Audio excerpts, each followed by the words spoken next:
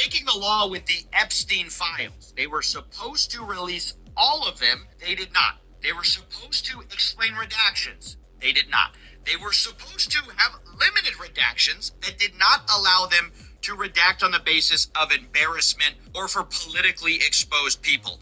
They did that. They redacted actual people who were investigated in the Epstein case, not just the victims. And this is in violation of the bipartisan law that Donald Trump signed only months ago. It's a law called the Epstein Transparency Act, and I've excerpted a few bits of it for you, where specifically they could not redact all the files. They had to release all of them by a certain day, which they missed. They didn't hit that deadline. They said they needed more time to review. But of the stuff we've already gotten, they've redacted more than they were supposed to. The law says that they can't redact on the basis of embarrassment, reputational harm, political sensitivity. Basically, they can't just say, like, oh, we don't like that guy's name is coming out. They only can redact on the basis of, like, national security or if it's a victim.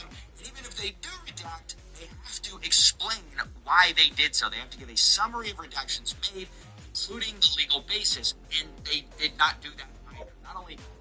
All right, so I show speed tour in Egypt leaves black people speed. In the Epstein case, not just the victims. And this is in violation of the bipartisan law that Donald Trump signed only months ago. It's a law called the Epstein Transparency Act, and I've excerpted a few bits of it for you, where specifically they could not redact all the files. They had to release all of them by a certain day, which they missed. They didn't hit that deadline. They said they needed more time to review. But of the stuff we've already gotten, they've redacted more than they were supposed to. The law says that they can't redact on the basis of embarrassment, reputational harm, political sensitivity.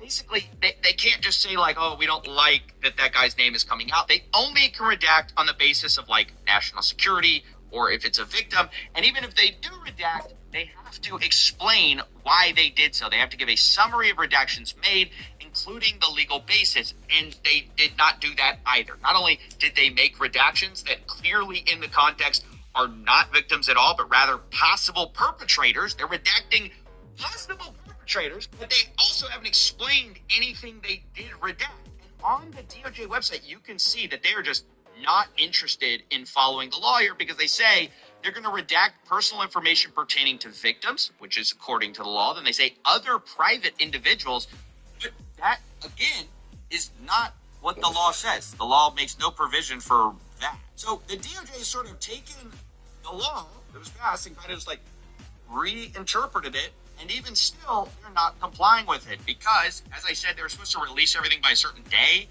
Here's the status of that. So far, 2.4% of the total pages that are under review have been released. They say they have, and I'm not even kidding, 5 million pages of documents related to Epstein. They also say they have 2 million documents under review. So far, they've released 12,000.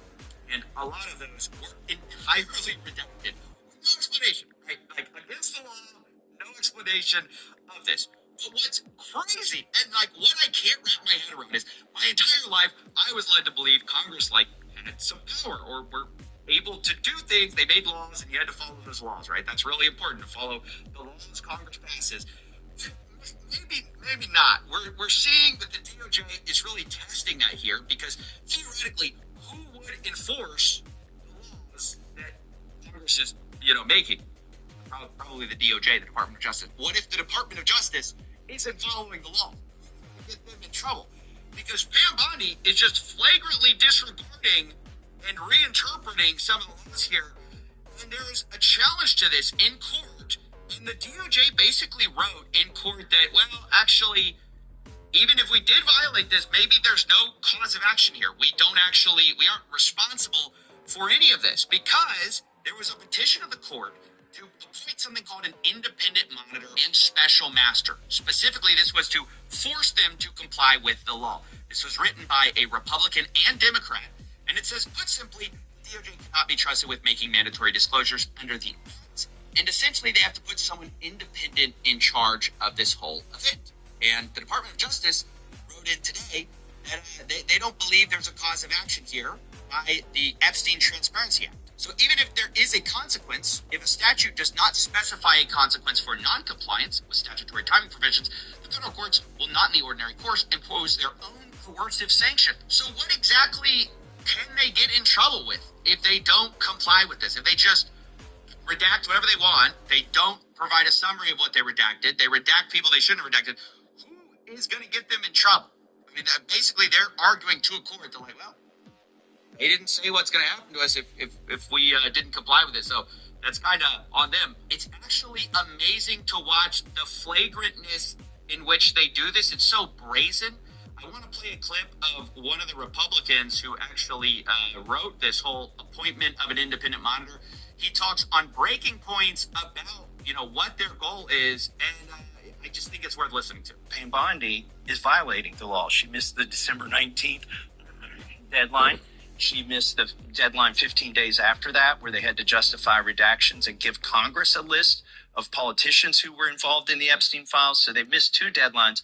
But I'm concerned more about what they're redacting and what they're withholding than I am about these deadlines. And that's why we've asked this judge to appoint a special master. It's might makes right.